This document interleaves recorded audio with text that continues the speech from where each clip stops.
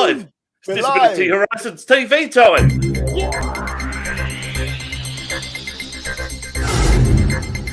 DHTV.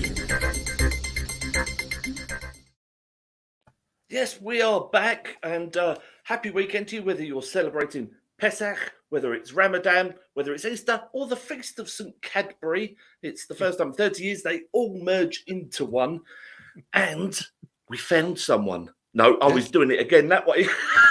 He's found someone. No, that way. We got Mr. Dan White back. So first of all, I think we'd better introduce, as somebody described him on social media, Zippy. It's the one and only Mick Scarlett. Oh, no, don't. Oh, God.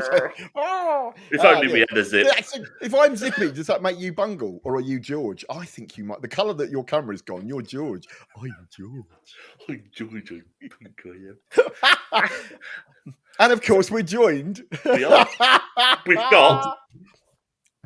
Yeah, I'll be Rob, Jane and Freddie then. Yeah, well... I still can't get the finger. There we go. It's that way. Yes, we are joined once again by Mr. Dan White. He's returned to the fold. He missed us. Yeah. He didn't. He's just come to promote what he does a little bit. He thought, oh, hang on, look. I've just run out of money. You guys offer such a good fee. Everyone who's watching, they offer such a good fee for being on here. You have to pay for the big stars. We offered him a good fee. Unfortunately, he appeared without signing the contract. So yeah. The fee. We are here. We are here to discuss the elephant in the room, the big subject that nobody can avoid, and yet I don't know. It's kind of like it's happening, and yet we're kind of like, because I feel so numb. We are talking about the rising, soaring. First off, energy prices, which are ridiculous, and I don't understand because British Gas said to us it's 54%, and I can't figure it out because it's not 54%. It's way over that. And then, of course, the fact that I went to Sainsbury's with my wife for the first time in a couple of months, and I felt physically ill at the prices. I had trouble picking bits up. And so Dan has come back because Dan is now working for... Plug. Yes, Disability Rights UK, Policy and Campaigns Officer and General Political Annoyance, which is just a surprise to everyone probably. Always been all about it. If you weren't about before, you are now smeared even thinner everywhere. Yeah, everywhere I go, it's either Dan or Mick popping up on my screen. I turned on the telly the other morning, it's bloody Mick Scarlett talking about blue badges. That's right. Yeah, knowledgeable chap talking about stuff he knows about. How dare he? Desperately spent the entire thing trying to get someone to hire me, going, "Go on, Rav, you could have me on your show. I could be great on this new show. Why don't you have me on?" I thought you was padlocked to that railing. Oh dear. So anyway, it is a show. I'm going to flick over to the comments here. So I've got them open. Katie is here and Mark. Hello, here Katie. Hello, Mark. Hello, Katie. To discuss the impending doom is the way it feels like to me. I described it. I wrote to Anna Firth, the MP that took over from. I'll tell you what, my brain's gone. It's really good. It's not back after COVID. No, it's David not back, Ames. David Ames, because she visited the shul. So I thought, right, I'm going to write to her because of her speech after the spring statement. No reply. But I just, in that, I described that I feel like we're being shoved ever closer to a cliff where we're going to fall off. And yet I'm numb. It's like, I feel like we should all be screaming and crying and like just, but no, it's like. Yeah, I must admit at this point that I'm quite lucky. I mean, I've got quite a good job. Diane's got quite a good job. I'm not loaded, but I mean, last year I got a tax rebate, so that's how little I earned. That hair's gold plated. Yeah, it is. Yeah, but I even got paid to go on and talk about blue badges, which was nice. The BBC don't normally pay you for going on and talking about rubbish. But anyway, but I'm not in that kind of position. But I'm definitely sort of starting to worry about money, and we're cutting back. And I think if we're doing it, then what it must be like for anyone who's, got much lower of an income must be horrific. And we're screwed. Donna does all the finances. I stopped doing finances some years ago because of my mental health. I was going to say, with your fog, with my fog. Terrible trouble. Did I pay that? I've paid it. She said a few years ago, right, stop worrying. I'll take control of it. Just don't even ask. Don't worry. It's great of her. She takes on all the stress and the fuss of the pennies. And sometimes I go, bitch, stop. And so the stress on her, I really do, mate. we're not going to do it. I know we are not. There's no way. It's not. How are you going to afford these new energy bills? We're not. I saw the gas bill. Showed me the gas bill. I'm telling you, it's good to me. She's probably trying to send me off to the asylum. Look at that. It was like you wake up and it was there in front of your eyes. And you went, it was like, how? I mean, it feels like, no, come on, someone's going to come to our aid. It's not going to happen. They're not going to allow this. It can't. It's going. Somebody's sometimes going to jump in and save us. Yeah, and we've got a quick comment from someone. I don't know who they are because I don't think they've logged in properly. But hello, Facebook user, who said about British Gas should help with arrears, and there's a company called Utility Warehouse that help disabled customers. It's just funny because years ago, right? I remember there used to be a list that you could get put on, and it meant you couldn't be cut off. Yep, still on there. Disabled. Yeah, but the problem is, at some point, they're even going to come. They're not going to cut you off. They're going to come around and take everything you own, aren't they? And it's not that. It's if you get in debt, they're not going to cut you off. They will come around and they say, right, we have got to put on a credit meter, which means you pay more for your fuel. And then when it does run out, you're in the dark. They've not cut you off, but you just haven't paid it. I mean, Dan, what's you're really talking about this a lot on TV and radio and etc. What is the general feeling out there amongst people? It is terror. It is terror. My inbox at Disability Rights UK, when I started working on this campaign, I sent out my email for correspondence, and it was literally sagging with the weight of emails, especially from individual people living with a disability, just to parent carers and stuff like that. I mean, I had an email from a lady called Carolyn who saw her utility bill, gas and electric, rise to £1,062 a month, and it's literally just her and her daughter who's severely disabled. The issue really is the equipment, as we all know, that a lot of severely disabled adults and children are using. I did a bit of research and I accumulated a list together. You have all sorts of things, like, for instance, Emily's, that's my daughter, her BiPAP oxygen machine, which is running all night long on mains electricity. The ceiling track hoist in children's and disabled people's bedrooms permanently on 24/7 on charge. You have sensory mats for children who have epileptic seizures and a sleep which are on. You've got you've got these machines to clear your bronchial trachea if you're choking and stuff like that. It's like the list is endless. I mean, energy for disabled people is not a luxury. Recharging wheelchairs. It's literally a lifesaver. Yeah. And of course, it's terrifying, isn't it? Because we had that scope report years ago saying it was about £520 something a week average, the extra cost. No, a month. That was it. A month for 583. Yeah. So basically, and you go, how can that be? But if you think about it, my wheelchair was £5,500. I paid for that myself. So you know, that's a lot. Even if you say, right, it will last me 5 years, it's still about £1,000 a year for your wheelchair. You know, let alone the tires, all that stuff. You've got all your medical gear, you've got stuff like that. Let alone those people that have more equipment, more stuff, like you said, and all the energy. And we've got Mark Meyer, who's just said he used to spend £20 a week on electricity, and that's now gone by Wednesday. Yeah, do you know what I mean? So you know, and he gets 123 quid a week benefits. So how's it? You know, you can't. And this is the thing. No, it's just ridiculous. It's just not. You know, and because it is Philippa apparently, who is the one that hasn't logged in properly, but that's okay. Hello, Philippa. So it's there's a thing called British Gas Energy Trust that you can apply for, but the problem is that's begging. Yeah, we get 150. I think it's about 140 the warm house or something per year that you get towards it. Then of course, then you get the Tories misquoting the massive amount of money we get. They said that was something like a month, wasn't it? And then you get, if the temperature drops below zero for a whole week, I think you get, it used to be 10, it's 25 now, isn't it? But to be honest, know. I've never applied here in the southeast, it drops below zero, but it will never, very rarely be a whole week. So you're not getting that. Also, though, Zec, do you have this? And I bet Emily has this as well. That it's really hard to regulate your temperature. For many people, their impairment means you can't regulate it properly. I have problems getting hot. So actually, for winter, for me, it's quite nice because cold is something I can sort of manage, put on lots of layers and sort of, you know, woolly socks and stuff. But as soon as it starts, like now, today, the last couple of days have been boiling. And, you know, I've already got the fans out. And I'm like, I hadn't better put them on because normally they're on all day through the hot summer. weather's horrible. You can always wrap up. Well, to some degree you can wrap up in the winter. Yeah, I mean, it's still tough. You still have to have your heating on because your feet. We've got a gap.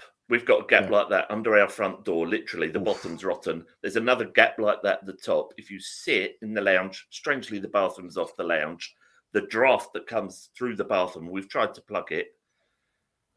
And if we don't allow draft to come through, then the mold builds up and it's already built up. Yeah. This is the only room. Mick's absolutely right taking about that subject. Where Emily has, like Mick probably has very little sensation lower limb. Regardless of whether it's hot or cold, her feet can go purple. We've had the heating on for a while now. Being funny, that's also blood supply. Yeah, that's something else. So go to your doctor and tell them about that because that's blood supply as well. But yes, I've literally been using a hair drop on her feet to warm her feet at night. I'll come out, I'll go out, and I'll be out like with my socks and my thermals and everything, and I'll feel fine. And I'll come home and I'll take everything off, and my feet up to my knee are like ice. Yeah. And that will take it will take all night to warm up. You know, calories are our muscles literally burning energy. So if we're not using that, our muscles aren't creating heat and keeping us warm. And my feet, especially my left foot, is always ice cold. Yeah. I'm always under a blanket here. But, next year we're going to be saying, loads of us, we can't turn the heating on. We just, no, I can't do it. But it's just health, people's health is going to decline. This is going to cost lives. Yeah. And how far is it going to go? I don't know. I was going to say, how far is it going to go before they actually take heed and listen? They won't, will they? So, Dan, what like you're saying, you've got all these people. Like, what's the general consensus from what you're getting? Because, like, as Disability Rights UK, you get people from all over the country, all different types of impairment. What are people doing, or are they all like Zec, just kind of paralysed with not knowing? They are paralysed with fear because they're getting no messages from the government is either deliberately oblivious to this message, or they're just, you know what I mean? They're just, what it does literally when you have a government that's predominantly upper class related, you can't see any correlation between your life and their life, which is going on. Yeah. But the consensus from right across the country is 1 minute of absolute fear. From a carer's point of view, it's not fear for themselves; it's fear for the charge they're looking after, whether it be a child or an adult. For disabled people living on their own, the fear is literally because it's multifaceted. It's not just about being able to afford heating and eating. If you cannot afford to charge your wheelchair, you cannot leave the house. If you cannot leave the house, you cannot go shopping. Do you know what I mean? This provides mental distress as well as a declining physical health. So it's not just a case of saying, look, we can't afford the heating and the fuel, which we can't. It's the long-term effect that these are going to have. People are seeing effects to their health now, like I said, physical and mental. This is wrong. And it's affecting this community more than any other. The stats prove that. I mean, more than half of food bank users have a disability. Yeah. 1 in 3 people who live in poverty live with a disability. This is just absolutely absurd. And I had this conversation, would you believe, with the United Nations expert on food distribution a few weeks ago down in Canterbury. And we've got plans together, actually, me and him, for a conference next year. But he was actually shocked at the government's treatment of disabled people during this crisis. And don't forget, there is another UN report coming out very soon, which is not, let's say, in favour of the government response to what's going on. Because this is the thing, isn't it? Right? Because, like, I mean, I know that you've been lacking in cash in certain points in your life, but like at the minute, I expect you're a little bit better off than you were. But for someone like Zec, they're already on the breadline. So you can't have a system that goes, right, well, everything's going to go up and you'll all have to just tighten your belts, diddly pom, and not actually understand that for some people, there are no belts left to tighten. That everyone's belt is in, a huge number of our community are already there, blue in the face, where their belt is so tight and there's nowhere to go. And it's going to send people dashing further for the NHS because health is going to go down, mental health and physical health. Yeah. If you impact people's mental health, their physical health is going to be worse. It's also related. And so the NHS that isn't coping already, and we know isn't there to support us because it can't be, because it's been ring tight. But don't forget, you're dealing with an electoral system and a system throughout the country that prioritises the acquisition of wealth over anything else. So, of course, you've got a government that are advocating big business. They're advocating for companies to make these profits. They're advocating for the shareholders to take their dividends. That this is the real issue at the end of the day, is the fact that money is being generated, and they're also happy with that. But because governments practically live on a temporary basis, they can only plan for 5 years. So at the minute, every government's literally planning, right, this crisis is happening. Let's not think about 5 years. We don't really mind if the NHS gets a bit burdened because we have, this generalisation of money to accumulate to worry about. But the reality of it is that the things they're doing are not enough. I mean, they're proposing a benefit rise of 3%. Well, with inflation, Jack Moreau worked that inflation is based on a truly out-of-date system. If benefits need to be raised, they need to be raised between at least 8 and 10%. I mean, today, even carers allowance, there's a report coming out, carers allowance, which has gone up to £69 a week. I mean, it suggests that the allowance is lower in real term prices than at any other time since 2011 and 12. So the money they're saying they're adding on isn't making any difference at all. More money from benefits is being put. The money people are receiving for their care, to say what people are receiving for their care, is now being put towards the cost of their food and their fuel. And that's the moral issue. There's a moral issue here which is not being discussed. And there will be, and I've said this before on television, there is going to be a humanitarian crisis right on our doorstep. If they don't my disability payment, it's not DLA, it's PIP. Our PIP goes because you don't receive the full rent for a property. Yes, people, move. I can't afford to move. I can't afford removal men.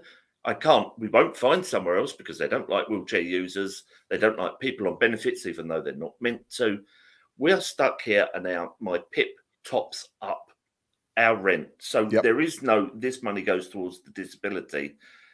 And you think, how is it happening? But this is what gets me is how can we have where here's electric for sale, and you've got loads of other companies going, right, I'll buy some, and selling it back for more money. Why isn't everyone getting it for that base price that it comes in at? How is that legal? Well, because the ideal situation would be, I know it would take a while, but it's to renationalise the industry. People say you can't do that, but you can, because you would avoid paying out shareholders. Anything that's generated would go back into the system. Money will come down, but we don't live in a society where that's deemed as economically productive. That's the tragic. We were talking about the NHS, of course, earlier, and of course we've had government after government after government, and I include Tony Blair's government in that. They've been privatising by the back door everything. I'm seeing a lot of doctors at the minute. I keep going for tests in buildings that are private that the NHS are hiring. None of them so far have been accessible. So because most private health companies don't look after people that are very sick, they look after people that have hurt their knee playing squash. So we've now got a system that's not working for us, and this just crept slowly since we were kids. Since we first started voting and Thatcher got in and everyone was like, what the hell? And it just has gone on and gone on. And we are now really reaping the whirlwind of this. And no one listens, and it's not just people on benefits. You've got Mark Mayer again saying that he works part-time, right? And he's lost his carer because that was around the pandemic, lost that. And we know that the way that the funding for support care and that kind of, that's all gone out the window, and it's all gone to tits because they got rid of the independent living fund, and that means that they might lose their job. Mark might lose his job, and it's just like this is the stupid thing: is it's not productive for anybody. Maybe they'd be sending the disabled people out to Rwanda. Well, the thing is, though, without being funny, that's not far wrong, mate. But Zec, you've got a point there. What you're talking about Rwanda is the problem that the government at the minute is diverting attention away from core situations happening home. What with Rwanda, what with Ukraine. I mean, these are terrible things happening. But for the government, they are wonderful things because it creates divergence to issues they don't want you to know about. And of course, unfortunately, with this issue of poverty, we worked out together at this conference we had with the UN that this issue will be creeping up till it predominantly starts snapping at the heels of everybody within the next 2 years. So that's why I think there's going to be a general election within the next year and a year and a half. So by this time this situation really bites, there will be a change of government. The previous government will say, well, we did try, nothing to do with us. This situation's got worse. The problem is, though, Dan, that might sound right, but the country at the moment is more than likely to vote this lot of nutcases in again. I'm sorry, but you see my good friend Matthew Wright was doing his LBC show, listening to that, hearing sensible people ring in to discuss sensible things with a sensible person. But then I listened to it afterwards, And then it goes full Monty Python. What are these people doing it's a great idea. We should be sending more people to Rwanda and all them people coming over. And it's like, they're blooming refugees. Sit down and do your ancestry, and all of you exactly. will bloody well find that there's immigrants in all of your families. They're economic refugees. What, like most of us? I'm half Irish. We didn't come over here. We came over here for the money. No, you're right. I think that the Refugee Council actually said that 90% of immigrants trying to reach this country are from war zones or facing persecution. But going back to that, my biggest argument is that you consider the UK as the second biggest arms sailor in the world. Now, we sell to a lot of despot countries and a lot of not despot countries, but you consider a lot of the countries these refugees are fleeing from probably have bombs and hand grenades and bullets with a little Union Jack stamped upon them. So my argument is that we do indeed have a duty of care for these people, because it is literally our greed and our corporate industry of death which has actually caused these refugees in the first place. And a lot of them have obviously been disabled thanks to all the wonderful munitions that have been dropped off. So yeah, there seems to be a lack of ethics and morals at the minute, and for the community it's desperately terrifying. Yeah, and it is that dead cat, that kind of, look over there, look over there, look over, and that's what Boris no one believes you, do they? I bet. Yeah, I bet no one believes you. And your food is really shit. If you put a dead cat on the table, no one will talk about your crap food. They will just say it was a dead cat on the table, and that's what Boris goes by. But do you know what? It's funny because, like I said, I'm doing all right. Before, when I was on TV, I was all right, and then I had about 7 years where I was too ill to work. I had to go on benefits. Was shocked at how little they were. Kind of, I went from earning £500 a week. Di was on £500 a week. We ain't got kids. It was good. To between us, I think we were earning £8,000 a year with our rent paid. And it was like, everything disappeared. And you're like, and that was before it all went to heck. And I'll never forget that she went on to carer's allowance. And so she went from £500 a week to £54 a week. And it was like, how can anyone? And this is the point, is we have allowed this fraudulent attitude that people on benefits are fraudsters. They're all fakers. That's it. He could work if he wanted to. There's nothing wrong with him. He's just swinging the lead. Do you know what I mean? And that has allowed people to just say, "Oh, well, it's they've got Netflix." The fact that we live in a country where people who own homes here fly their cars from other countries so that they can spend a certain amount, a couple of weeks a year, driving around the Knightsbridge and all that, doing donuts in the road.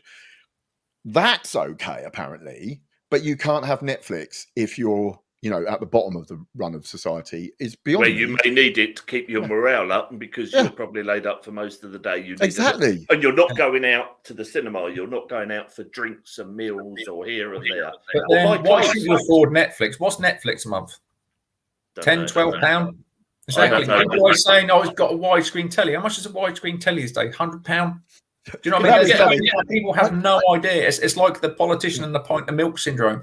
But people, you're right, Mick. People are banging on about benefits, saying, "Oh, people on benefits are lazy." Do you know that last year, yearly, there was £120 billion lost through tax avoidance and tax evasion? Billion-wise in benefit errors and fraud, 0 billion. Do you see what I mean? Benefits unclaimed, £20 billion yearly. Yes, so there's no argument about benefits being cadging, because there was 20 billion of it sat there completely unclaimed at the minute, and benefit fraud for disabled people is amongst the lowest. So the arguments 0.5 and 0.3%. So ESA is 0.3 and PIP is 0.5. So actually, the money they spent trying to stop fraud, they spent way more than the fraud would ever be. Yep. Dan put a post on which really made me think the other day, and my brain's not going to remember it, about if a multi-billionaire gave £1 million to every disabled person in this country, how many billion? Like he starts with so many billion. It's worth 23 billion. If you gave every disabled person in this country £1 million, he'd still every be left. Child won it. It was every child. 18 billion pound left in his pocket. But this is what we've come to: hoarded cash. People sitting on cash. We live in a moralless society. Yeah. What I don't get is everyone talks about, it's always been like this, and in Victorian England, right? And yes, it was awful. But one of the things that the ultra rich had, which it just seems to not exist now, is the idea of philanthropy. Now, I hate charity. I hate the idea of having to go cap in hand to beg for. But at least back then they did it. You know, where are the billionaires' homes being built for people that can't afford to live in the city? Where are the hospitals that they're building? They're not. They're sending people to space, and it's like, so of course we're in this shooting their Tesla into space. Exactly, shooting a car, not only a car but a very expensive car into space. It's like, I mean, well, there we go. I mean, we're kind of slightly trolling off to space. I mean, for me, the thing is, all of our 7 viewers on YouTube, if you go on to your local MP and look at their voting record, and look at their vote for welfare, most of them are voting down. I know Dudridge is here. He's a useless twat, and I know we're meant to stay neutral, but I'm not staying neutral because he's a useless twat. Always has been, always will be. It's hard to stay neutral when you can't eat anything. When they're beating you and whipping you. The representatives that are put in are denying you access to food and heat and denying you the money, supportive money to actually pay for it. Then it's very hard to stay neutral. I'll define anyone in our community to stay politically. You know what? It's funny actually, because Katie and Philippa have both said the problem is the word benefits. Yeah. And I think the problem is people don't understand what that word means. It's not benefits like benefits. A gift, right? It's actually comes from insurance, because you pay your national insurance. What should have happened was you paid your national insurance in, the government invested it, and then when you got old or ill or whatever, you claimed back. And some people might be too ill to work for their life, but that didn't matter, because other people would be paying in their national insurance and then would either die or, you know, not be healthy until they retired and have paid in a lot more. So the whole point was that benefits, it's like if you watch any of those insurance adverts and they go, oh, if you pay $6.99 a month, you'll get a benefit of. That's what it means. It doesn't mean, and people think about it now as like a gift or something special, and it isn't. And we've allowed that to be corrupted. So you are right. It should be called something else, like dividends, or, you know, I just call it welfare, because that's what it is. It's payment to make sure that everyone in the country is doing okay. Because if you've got like you're saying, Zec, you've got the energy thing, and that's terrible. Then you go shopping. Oh, it's just ridiculous. What? And, you know, another thing that we've all got to start, apparently, you know, Jack Monroe, loads of what she's doing. Oh, you can live off this much, and I'm working it out. And it's like, for many of our community, they haven't got the ability to go, right, well, I'm going to go in one shop and buy beans and another shop and buy tomatoes. And I know that's the, you know, because, you know,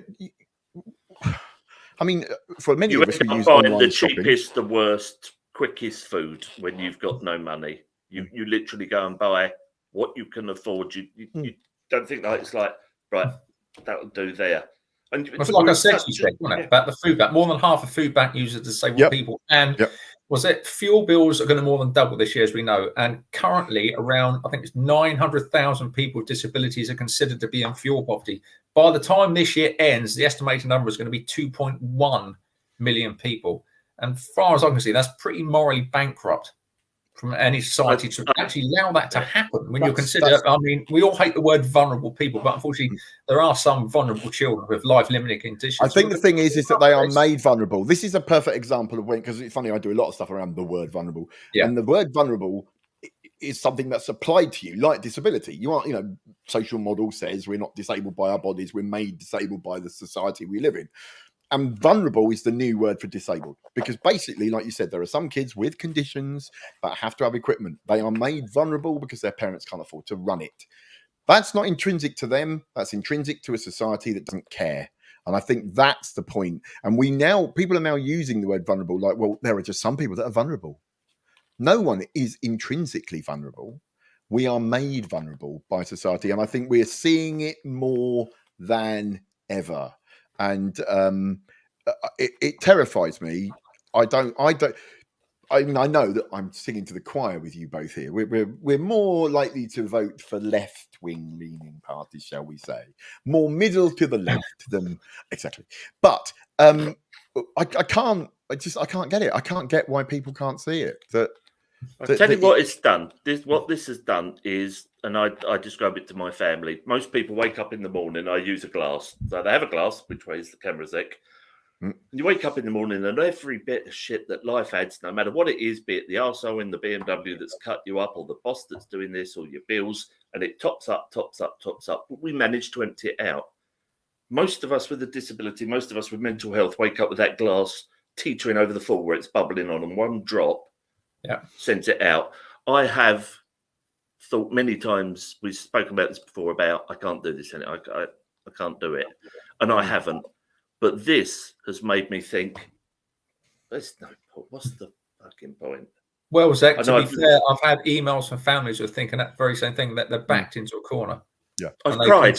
I've literally cried over the fear. I've literally had to turn my computer off and go for a 2-hour walk because being in this job is just relentless. But it's also spurred us on to create this disability poverty action group now, which we've actually put in place, which we launched this week with some fantastic members. We've been doing work with the Food Foundation, with the Trust, with MenCap, with a lot of, I must admit, a brilliant DPO, which is disability-led organisations led by disabled people at the forefront of this as well. And we're going to hit the media next week with this because it's just like I said, it just shocks me every time. The emails I read of parents having to say, no one should be sending their disabled child to bed in a jumper at 5 o'clock. You shouldn't have energy companies telling you to put an extra hat on. Do you see what I mean? The warm home discount this week has just been announced that 300,000 disabled people are now excluded from that because of the way the benefit systems work. And the system just carries on blissfully. Like I said, when this crisis erupts, it's going to erupt. And it's going to erupt. Unfortunately, there could be even civil unrest on this. Because why hasn't there been? You imagine this happening in France. They would have been on the street months ago with these. We've got to stay neutral, but I'm sorry, these fucking lying, cheating criminals are in power that only care about feeding their bank accounts and the bank accounts of their chums even further, bursting the walls of the bank accounts and the rest of you. France would have been on the streets and brought the country to a standstill. And I've always said, that's disgusting. You should never do that. I've always said that. No, don't agree with that. It's got to happen. I think the thing is, I mean, because lots of people in the comments are saying how much they're worried and how down they're getting. And then, you know, so we've got another call for now. What is it that Disability Rights UK is doing, Dan? And also, what do you think we can do as individuals, as disabled people, and as the disabled community? I know you've got this conference and stuff like that, but how do we get involved? What can we do? Well, just keep your eye out, literally. Keep your eye on my Disability Rights UK Twitter feed, Inclusion London Twitter feed, my Twitter feed, because over the next few weeks, we're going to be releasing our manifesto and our press release on it. But our headline campaign, we are literally asking for an increase in benefits between 8 and 10% to start with. We have to start off, unfortunately. I know it's a horrible thing to do, but just trying to get these people on side in government. We have to, because we have to get into that door to have these conversations. And I know a lot of people watch this probably think this is not enough, but literally, I've worked with government ministers now for a long time, especially with DR UK. I've had conversations with Chloe Smith and Gillian Keegan and people like that. And you have to play your polite card because it's the only way you're going to get that conversation going without the door being shut in your face. So yeah, it's an increase in benefits is the main thing. That's the maximum thing that has to happen. An increase in carers allowance. No one should be unpaid for care. We need 8%. Between 8 and 10%. We're going to push for. We're really going to push for 10. Action to support disabled people's access to essential energy needs. No disabled person should be cut off. We literally want better support from the energy companies. We are actively looking for a meeting with Ofgem to actually find out why they're doing so much fence sitting and such little action. Because they're at the top. They should be saying to these energy companies, for instance, okay, you need better disability support. You need to have free boiler servicing. No disabled person should be in fuel poverty at all. There needs to be better and fairer investment in social care because, as Mik rightly said just now, people are losing out on their social care. Physical and mental health is declining. There's so many wants, but we're having to whittle them down to 3 or 4 at the minute to get these conversations going. But yeah, just keep an eye on could you not say to them that those houses with disabled people in that have electric needs, that need that for equipment like yours and, you know, like so many people, could they not have a direct feed that isn't metered, that's just free?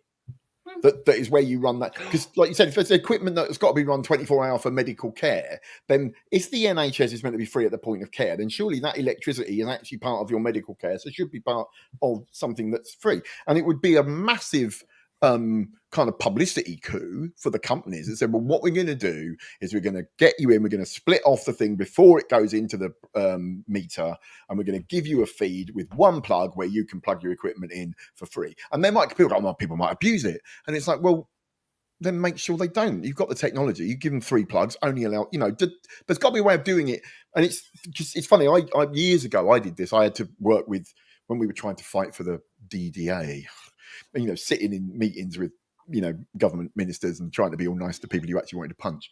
But it was so long ago. There's me in my punk finery going, But anyway, and you have to find these ones. And to me, there are some wins that they could do really simply. I mean, like benefits increase, great. But that's the government.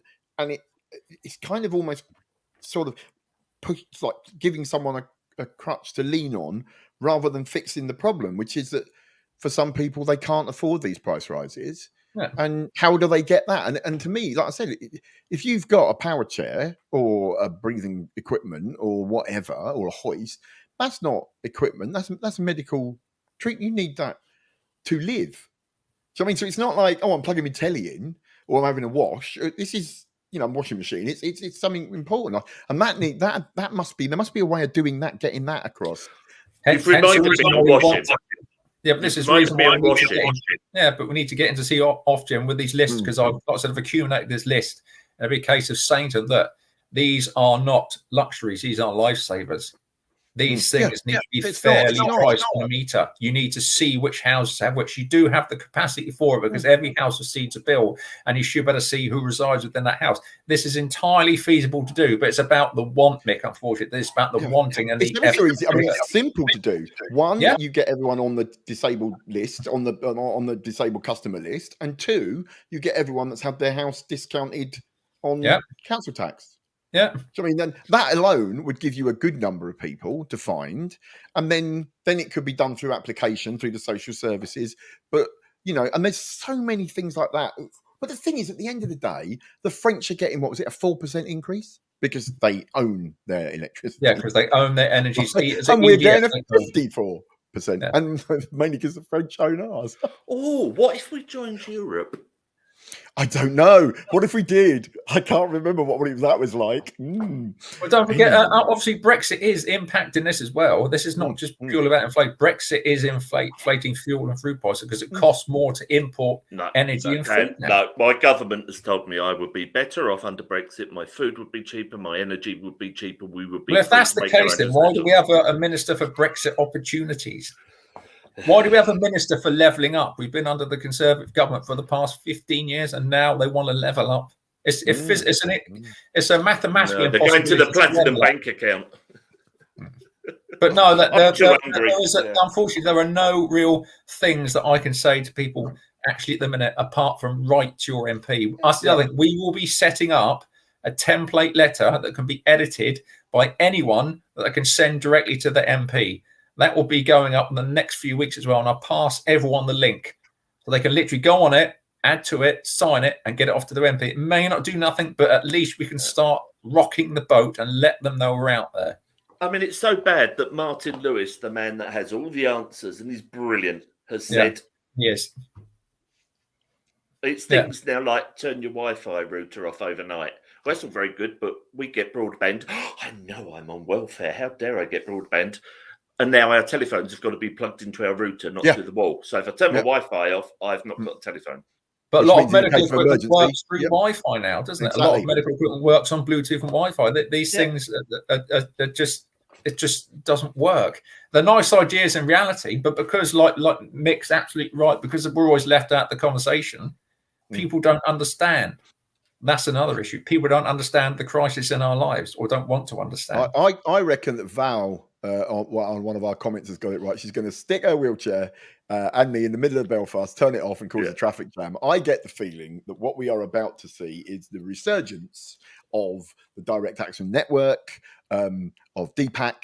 I think we're all going to start, even people like myself, I haven't actually ever been quite direct and sort of actiony because I need a criminal record check every time I get a new job because of what I do. And I'm starting to think we are going to have to be more politically, active and out there, because even if it doesn't affect you personally, and like I said, it kind of is sort of, but not really, it's affecting people I know, people I like, people I love, and if we don't stick together, it's going to go down the pan in it. So I've considered, right. Money has become so tight. Yeah. Money is so tight. I've thought, well, it's going to have to be a life of crime. I'm going to have to stand for MP. Well, no, Zec, you're right. And going back to what Mick was saying earlier about things with that, I work full time, and even we've had to turn the heating off. Our our utility bills jumped up by £300 a month. But taking it back to this lady Carolyn who lives on her own with her daughter, £1,062 a month, and she's getting no support for that. How's it even possible to pay that? It's impossible to pay that. Yeah. Our gas and electric is over double. So our first mission, as for next week, we're going to be seeking out Ofgem, and as a collective coalition of now up to 30 major charities and organisations across the country, we're going to be asking to sit down with them. Yeah. So if anyone wants anything to ask anything or has any input, email me, Dan at disabilityrightsorg.uk, or just at Dan White 1972. Just let me know anything. But at the end of the day, electricity, gas, all your basic supplies should not be for profit. No. In a perfect world, the NHS would be centrally funded with one single management body and not all these weird quangos all over the country doing things, and everything would be owned by them. The same would go for the electricity. We nationalised water, we privatised water because they promised they were going to repair everything, and then they didn't. And now we, as the country, you taxpayers, are paying for all of the repairs that they were meant to be paying with all their big profits. And this is another one of those moments, isn't it, where we see the true truth of privatisation. Exactly. I need to look at the trains, haven't you? Ferrum train station, for instance, I went the other week. It looked like I dropped an atom bomb on it, and it caused £15 worth of damage. It's just appalling. And I know Mick does so much work on access and stuff like that. And you must see this, just the money that could be spent on making these industries better, but it's siphoned elsewhere. I worked in France on with SNCF for when they first got the Paras and the Olympics in 2024. And they buy, because again, it's a nationalised system. So they buy about 1,000 lifts, all the same size, right? And store them in a big warehouse and put them in. And they go, so what we're going to do, we bought these new level access trains. We're going to go all the way along the line, raising and lowering the platform so they're all level and fine. Oh, really? How much is that going to cost? We do not care. It is about making it accessible. And we're going to put a lift in every station. That's going to cost a fortune. No. We've bought 1,000. We're ready for it. In England, we buy one lift or two lifts per station at about £2 million a go. And this is the truth of what we did. We sold off everything and we were told it was going to be cheaper. And in the end, it isn't. And what happens is they all go bust and then we buy them back and then we have to run them at a loss. And and we're seeing it. It's nearly time to go. And I think we should go early because I think it's been a bit of a serious one. Yeah, it has. What? And I don't want, and I know I can see that Zec's kind of gone, and I don't want this. I need my pals. I need my pals, folks. So what one thing can someone do to get through this period? What joyous thing? Do you know what I mean? I know it sounds a bit flip to end. No, it's not. One person could be that billionaire. The only thing that realistically people can do, because the only tools that people have in our community really at the fingertips of them are social media tools. Until everything starts kicking into gear, not only with the Disability Poverty Action Group that I'm in, but until everything starts kicking into gear, is get on social media, start making a noise, start trying to engage. And I mean, contact your local TV, radio, anything. Even if your story is so heartbreaking, if you don't want to talk about it, but in some cases you do have to talk about it. This literally has to be, so just be loud, shout, social media is all there, Twitter, Facebook, Instagram, whatever. Make a noise, make a chorus, make some waves. Can I just say I absolutely have to agree. Working in the media as I did and sort of do a bit, like you saying about, I was on that thing about Blue Badge thing. That was basically just because I'm one of those people that shouts a lot about this stuff. Right, and someone saw me and said, "Do you want to come on?" I'm doing lots of this stuff in a minute. If you have a story, especially if it is, you think this is terrible. Tell it. Write it down. Write a blog. Make a video. Show what's going on. Put it online. Contact your local press, your local radio station. Get them to take your story up and champion it as an example. And trust me, they will, because like you said, you've got Dan and you've got DRUK and all these groups coming together to push for that big story. Everyone's going to be looking for the local story. So get your local people. And if all the BBC local news suddenly starts featuring the stories of truth about what it's like to be disabled in the UK at the moment, then things will start to change, because they just can't ignore it. And I'll just say, I worked on From the Edge in the 90s because we forget, but the person that started all this was Tony Blair. He was the first one to change all the way the benefits were handed out and make everyone have to beg for it.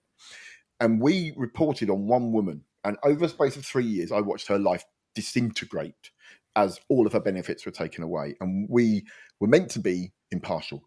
We couldn't be. We couldn't see this happen. So we started trying to support her. And in the end, we got not only all of her benefits reinstated, but we got the story so publicly out there that the government changed its policy.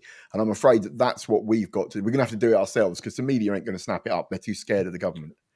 Dan, send us all of your links. I will put them in on all the social media and we will keep pushing it. I must admit, I'm terrible, because I go push. I'm going to share, and then Eeyore kicks in, and I'm like, I can't. It's affecting me. You can only do to the best you can. But if everyone, if just imagine if 14 million people suddenly were tweeted at the same time, that would be something. But people can only do to what they can do with the time they've got. But anything they can do. Don't forget to tag people in, tagging a politician, tagging a reporter, an editor, a researcher. Just tag them in. I have one question, Dan. Remain anonymous, but just do it. One question. This big power off, we're going to all turn your power off at a certain time or use less. Is it effective? Is it by me sitting here in the dark? Am I going to make a change, or am I just going to make myself cold and bored? And that's a genuine question. I don't want to. I don't really think it's been that effective, because obviously I can't do it because of Emily's ventilator. There's so many families that can't turn stuff off. Cannot turn it off. I'll tell you what, though, you can turn a lot of stuff off. And where was it? It was another country. Was it Canada? Somewhere where they did it originally, and it actually did make a change, because suddenly it's a huge. It's a protest that they can measure, because you're there pumping out the energy, and then demand drops, and then it comes back up again. And but yeah, I mean, all of these things, it's like XR, isn't it? And all that kind of stuff. It's like, will it do anything? But I don't know if anyone saw that where then Barbara met Alan and the whole thing about Dan and all that. Dan and the campaigners back in the day did loads to get the government to change their policy. There were other people behind the scenes working too, but Dan were really important. It's time, not Dan White, of course, but Dan Direct Action Network. And I think that's it. And whether you're like Zec, sitting at home, I can't go out, I don't feel up to it, tweet. Yeah. Just repost. Anything. Repost, and tag. Repost. Tweet and tag. Hashtag. Yeah. And like I said, get your phone. I'm stuck here, free hats, freezing cold, I don't know where you eat. Look at tell your story, get it out there. Don't suffer in silence. For the first time in our history, we have the ability to get all of our stories directly out there all the time. Exactly. So do it. And admittedly, the annoying thing is it all runs off bloody energy, doesn't it? So that's the irony. Thank you so much, Dan, for coming back to speak to us about this. Thank you. Nice to see you guys again. The work you're doing is just fantastic, and because you're under a lot of pressure with your mental health, with your daughter, with a whole lot, and yet you still give so much of yourself. When I don't know I really don't know. I just but you do your bit through this. You get information out through this, so you two should give yourself a pat on the back for just keeping this going. So thank you. Well, if our 12 watchers make a change. No, we don't. We get a couple of hundred over the week, but thank you so much, Dan. That's probably because we're so political, though, isn't it, Zec? You see, we're not meant to be, but we are, and we don't mind, because things have to change. Free speech, Mick. That's it. That's right. There's not enough left-wing free speech in the world, is there, at the minute? Citizen Smith. That's right. Yeah. Anyway, I must depart. I have chores. Yes. So thank you very much. Up chores Thank as you well. So much. Cheers, Brilliant. Dan. Take nice care, Easter, everybody. We will see you when we see you. Yeah, next time might be a cheerer subject, so have fun. Bye-bye. Thanks a lot. Goodbye. Bye. Where's the button?